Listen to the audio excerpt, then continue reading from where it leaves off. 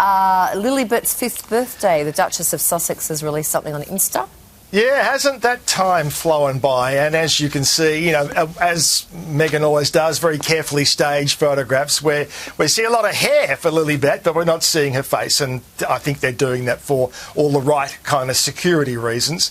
And it is 5 years ago, and of course, controversy from day one when that name was revealed, because there was consternation about this was like a private nickname that Prince Philip had for the late Queen Elizabeth. We went through all that. But anyway, happy birthday to Lilibet today. OK. And back home, Pete, you got an update for us on the Kyle and Jackie O courts case. Yeah, so interesting twist here.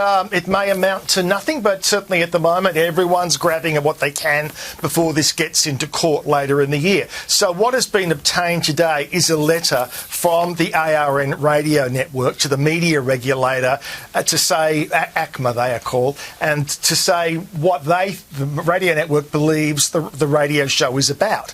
And what they clearly say is that this show is all about smut. It's about sexual innuendo. The audience are not offended by the stuff they're hearing. They come to the show to hear this stuff. Now, why this is significant is because this is the kind of formal documentation which can now be presented in court that could very likely back up particularly Kyle's case, because Kyle has always said from day one, I gave them what they wanted. They knew what they were employing. That's what I did for them. And this is the sort of letter that kind of backs up that theory and would be a worry, I would think, to the radio network in the months leading up to the case beginning. OK.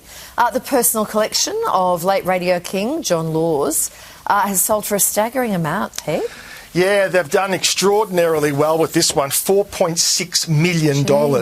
And that's not even finished. There's still more stuff to be finalised yet. But what Lawsy and the Princess collected through the years, you know, they put a lot of work into it. They had great taste. They had a lot of money to buy things as well, whether it's watches, whether it's artworks, whether it's statues. I mean, they had the most extraordinary collection. Some of it has been donated. Now, the thing I guess a lot of people in radio would be curious about is where's the golden microphone? Yeah. There'll be no shortage of people who wouldn't mind putting a bid in for that one. The golden microphone was never up for sale. That's gone to the Powerhouse Museum. But, you know, certainly if you look at this extraordinary collection today, I hope some fans got some things. There were some lower-end items that fans might have been able to get to, but a lot of it was bought by people who may not necessarily have any great interest in John Laws whatsoever, but just loved the exquisite pieces that were on offer. Just great pieces. Yeah. All right, Pete, thank you very much for that. We're back to you again very soon. Thank you. All right.